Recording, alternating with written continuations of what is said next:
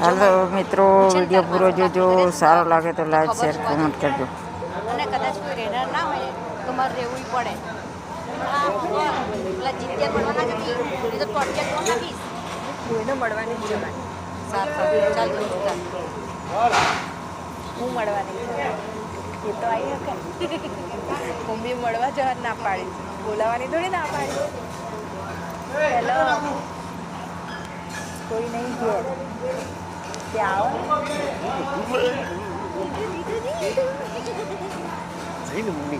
હા માસી તબિયત ખરાબ છે ત્યાં સમયથી લઈ ગયો વાત કરવાનો હતો આગળ